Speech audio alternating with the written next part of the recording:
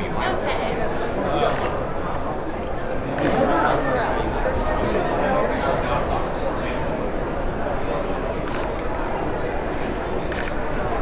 want to stop? Keep going.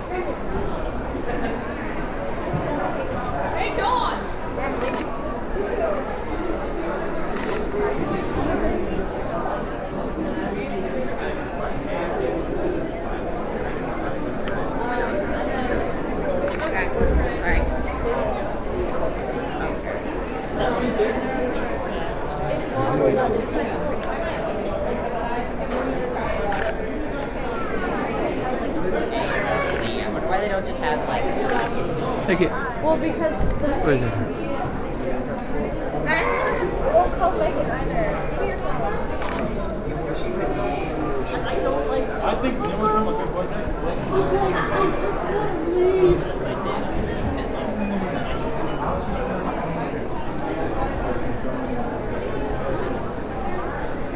Sketch off Saturday.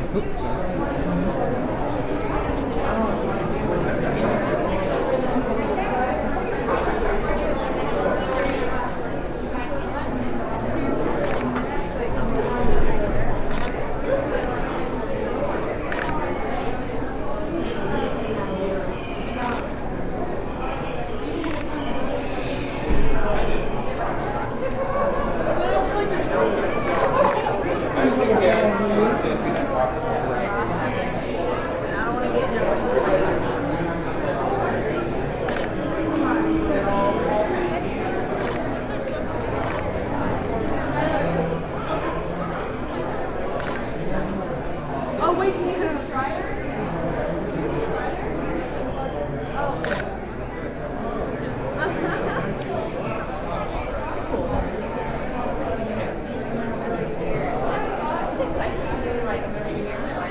tournament slips, recording, music,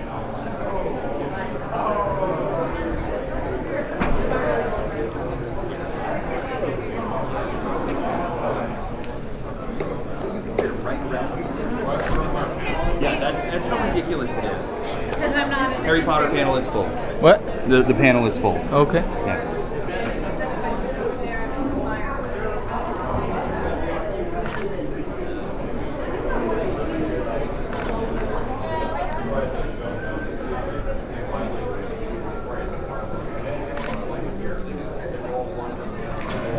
The back, sit on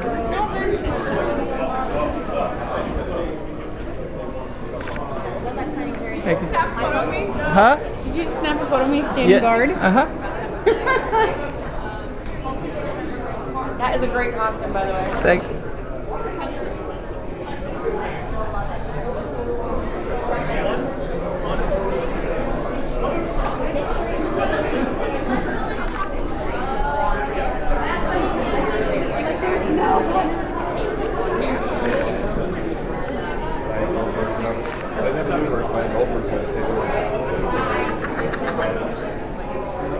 What are you laughing at? I know. I know. It's down behind me. I can see it now. She's going to be like, why is Michelle wearing your jersey? Because she's really cold and apparently is made of nothing but ice. It's all good. Thank you.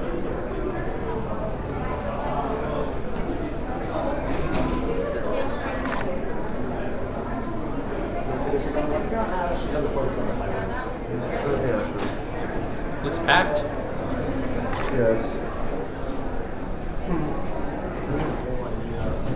How solar systems form. We didn't expect that there would be gas giants in anywhere near this close to a star. Most of the models tried to explain away the reason that we don't have gas giants in close in our solar system is that during somehow in the process of solar system formation, the outer atmospheres of big planets just would be evaporated, blown away in the solar wind, whatever model you might have for that. But that was something that Kepler has shown right away is not the case. There are giant planets around. In fact, studies of short period Jupiters like this that are a little closer to us that you can get better signal noise on basically show they are getting cooked away by their host star. And it's introduced to astronomers the concept of orbital migration, that you can actually form a planet like Jupiter, big thing, and the only way you're going to get it close in is for it to change its orbit and come in closer to its host star. And one other quick thing I'll point out on this one is, in fact, if I could borrow the laser picture for a minute, maybe I can. None of the panelists look with your remaining good eye. One of the things you'll notice, what this is a plot of how we detect a planet. Basically, what you look at is you look at the light level of the star, and this is kind of an up close. When the planet goes in front of the star, you see this dip in light. But one of the things you'll notice is there's actually little woggles over the top of this particular one. And what those little woggles come from is they come from basically star spots. It's like sunspots on this particular star. So not only do we see a planet here, but we actually see a very active star, a star with sunspots, not unlike our own sun. We have one question back here. On a leap year, which is 366 days, I think, how many times does Kepler 17 orbit around its star? So a leap year is just a little correction factor we throw into a fixed Earth's orbit, the timing of Earth's orbit. So that's all we have that for. We have another question over here. Concerning the sunspots, I know they may be hard to see from further away, but do they die off like when they face planets as well as ours does? Yeah, we do see evolution of star spots on spotted stars, and that's, over time we do see changing in those patterns. Now, one of the things we found that's amazing, this kind of gets a little off topic, is, but I'll address it kind of real quickly here, is we do see we do have a whole series of very active star spots, and we find that the range in size is pretty incredible. Sometimes you actually get spots that are up to a significant fraction of the surface of the star, like a quarter or a third even of the surface area of the star, in very active systems. This system isn't anything like that.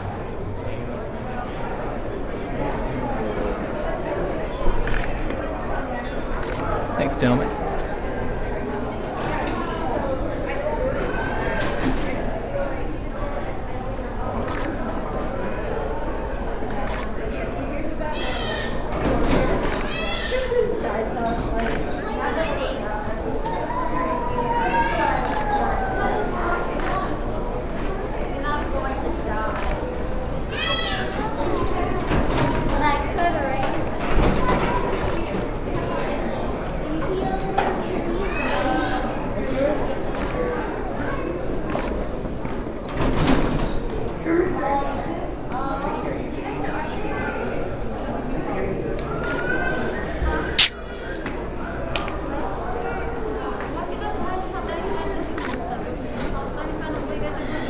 Thank you.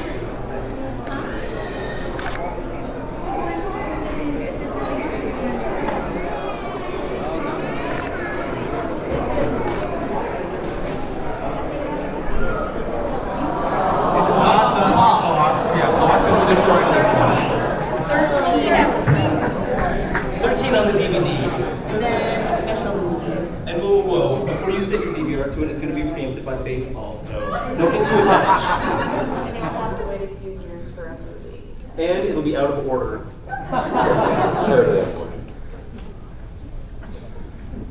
Yes. I got a question for the next Avengers movie. I heard from my buddy that Fox Studios is the last big Marvel movie, and I can answer this one already. Go ahead. Quicksilver and Scarlet Witch are in it. are they because also As of the first draft by Joss Whedon, they are in it. They cannot be referred to as mutants because the term mutants is owned by Fox. But they are superpowered characters. they were Avengers before they were X-Men? Yeah, and they also They were can't be in the related. X-Men comics before the Avengers comics. No, but They're X-Men characters that join the Avengers. And they also can't be related in any way. They can't say openly that they're related to Magneto or any of the characters in the X-Men movies. Because Fox keeps making movies and they get the rights to it. Although Daredevil and Ghost Rider and Wolverine and Punisher, those have all reverted back to Marvel. None of which has to do with the Avengers yet, but you know, there is a chance that properties will revert to Marvel at some point if they stop making movies. what about the Fantastic Four? They're always We don't talk about those movies. Those don't exist in my universe. Those never happen. You know, I would love a great movie from, you know, the Fantastic Four. Well, they revert though, because you go to the Avengers and the Baxter building isn't in there because that's stupid rule. Yeah, that's why they made X-Men First Class, was the property was about to lapse back to Marvel, and they're like, oh, well, crap, we gotta keep this, so they can't have it, and so they made First Class. Well, it was alright. That's the same reason they. I was gonna say that's kind of the same reason why Spider-Man's not part of the Avengers, and as of thus far has not been announced as an Avenger because Sony owns the rights to him, and as long as they keep making movies with that likeness, they can keep the rights to Spider-Man. I was going to say there's some rumors about one of the actresses that are auditioning or been asked to audition for Scarlet Witch is Saoirse Ronan. I hadn't heard that. That was one of the rumors that I saw. Young lady in the Batman shirt. I asked that. I'm going to. Yep. Everything. I don't care if you've seen it or not, you had a chance. I saw it 3D and 2D on like opening night. Just to see if there's a difference. And you know, I remember some lines differently, and I'm like, this isn't the same movie. But it will. I'm just kidding. Gentleman back here. Yes, in the red. Hey, as we enter into phase 2 and phase 3, they're in contract negotiations with Robert Downey Jr., so there's talks about him not reassuming the role of Iron Man. Do you think that it's plausible for that role to just like disappear, or for somebody to step into his shoes, kind of turning it into a James Bond-like character where somebody else just steps in? He has fulfilled his contractual obligation as Iron Man, but he's trying to champion the cause of salary for the other Avengers, because he got like 40 to 45 million, they got 2 to 5 million. But he has an awesome agent that got him, you know, like back-end deals, and but Kevin Feige, the CEO of Marvel, who is do you have any children? He's a jerk. And he says, oh, well, I don't see why the character of Iron Man can't be like James Bond, and we can get a younger, you know, newer actor in there. And I'm like, what? Just kick that guy out. But Iron Man is I Robert think that Downey Jr. they will throw money at Robert Downey Jr. until he accepts it, and or, you know, at the other Avengers, because I think he's more like Indiana Jones or Han Solo. He is Iron Man.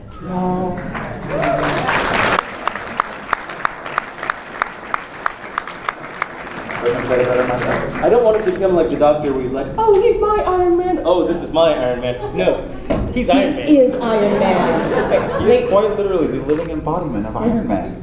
You patiently had your hand up, ma'am. Okay. The Agent Coulson, not dead. Life model decoy? Well, unfortunately, they already said, Well- no, it's not going to be a life model decoy, that Fury lied. So what's your... Well, Fury lies. Yeah. He needed a way to get the Avengers to fight together as a cohesive unit and as a team, and, you know, oh, big whoa, I'm dead. It was iocane powder, actually. I'd bet my life on it. You got like a giant chocolate pill. It was awesome. It was one of the deleted scenes. You had to buy like the special edition Ultimate Fighter set.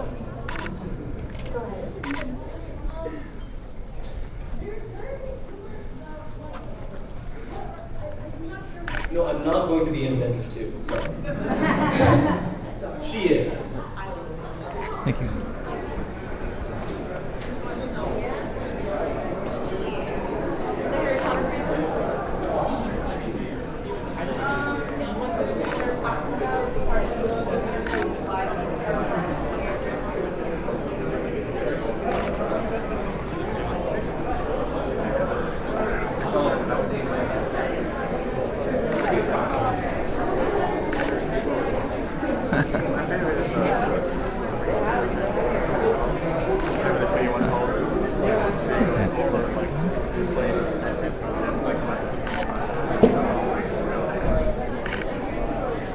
Thanks, guys.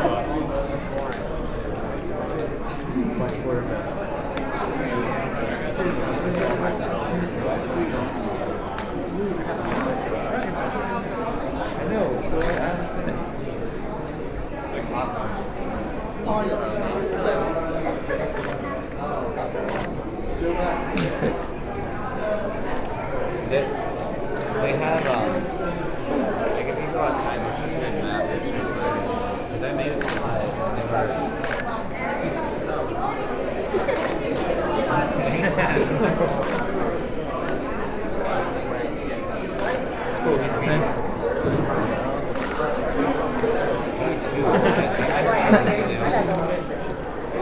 Are you posting them online or something? Yeah.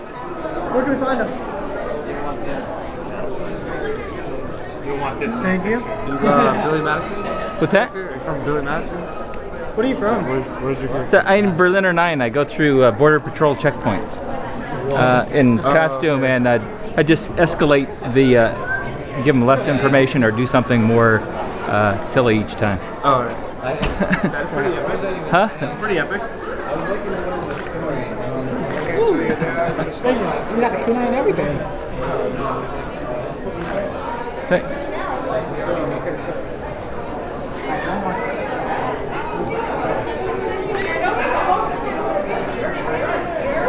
It was.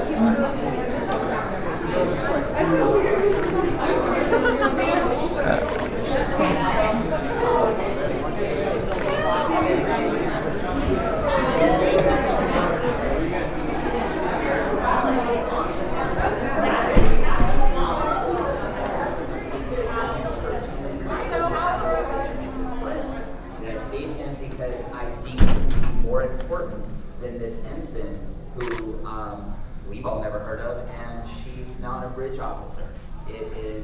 Was Ensign Kinmore strategically important to the safety and security of the crew? Was it, and he would go into this loop, and, again, that was one of those moments that you could probably not get out of a less seasoned actor or somebody who was just doing it for that paycheck. Yes, sir. One of the things that I really loved about the ECH was that because he was a hologram, he wasn't a person. Like the episode where they're going into the plasmic giant monster and it's going to eat their ship, it eats ships. And like 7 of 9 was the only other person on the ship with the small girl. Is that right? He was also, because he wasn't a human, he wasn't affected by this plasmic creature. And so he was able to stand up to a lot of the things that the other crew were susceptible to and be able to be like, well, okay, we need to figure our way out of this because, I'm immune to this somehow, so I've got to help the others who are being eaten by this monster. In First Contact, when Doctor had a doorstop. Yes. I love that line. I just, Another one of the great scenes, and I'm sorry, I did see your hand, so I'll cover you in a second, is when the Doctor starts hallucinating, and he believes he's human, or he's told he's human, and he bleeds when he's cut, and the moment where B'Elanna and 7 of 9 are just going after each other for his affections, and he realizes he's hallucinating, and then all of a sudden the warp core starts going crazy, and Majel Barrett gave the line of the series, and she said, warp core breach a lot sooner than you think. Or here's the one that got me. I think I had to go back and rewatch it because I missed it. And it's warning, warp core overload. Last chance to be a hero, Doctor. Get going. All right. All right, you first, then you. Go ahead. The one the doctor that I really liked was the back with the kind of Back to the Future-ish one, where they go back in time to the 1990s. Future's his End. mobile emitter. Yes, absolutely. And he begins to learn a lot of things that it is to be human. He feels pain. He sees sunlight. I think that was just really a really great, really good episode, and it showed that the Doctor's going to have a much bigger role on the cast in the future. Absolutely. What I really love about EMH, the Doctor, is that you can see the integration of all the previous Doctors with him, his compassion from Crusher, his I want to say, snootiness, the way, damn it, I'm not a Zorstaff.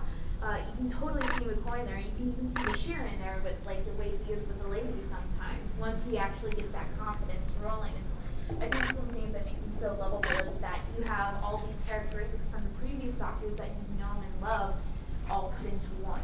And it was actually mentioned, Louis Zimmerman said that the EMH program had taken knowledge from a whole series of Doctors from past and Starfleet into them. And the EMH did mention, this or that coming from Dr. Leonard McCoy, in the series from time to time. Yep. And in fact, like surgical procedures that McCoy had developed in advance were programmed into the EMH. And it was, he was pretty much every Doctor to date, including one, the story hadn't told about yet, Dr. Phlox. So I'll take maybe 2 more questions about this one, and then we'll move on. Yes, sir. It's not really a question, but the thing I liked about him the most is he was easily the most asinine character that I can think of on pretty much any of the series. I mean, the way how he treated the other crew members, especially at the beginning. I just straight up busted up laughing. Oh yes, every absolutely. single time. And I haven't seen that really in too many other characters other than Paul. Yeah, especially when there was a malfunction that made him like this big. And it's a little tongue-in-cheek. I know my daughter's vacillating around with Ned, and maybe Libby can address this. So one of the things we insisted that she do was to volunteer over 100 hours at Banner Hospital. After I suggested that, I found that there's no Candy Striper program anymore. Parents have to attend the volunteer times with their children, so guess who got to go along with my doctor?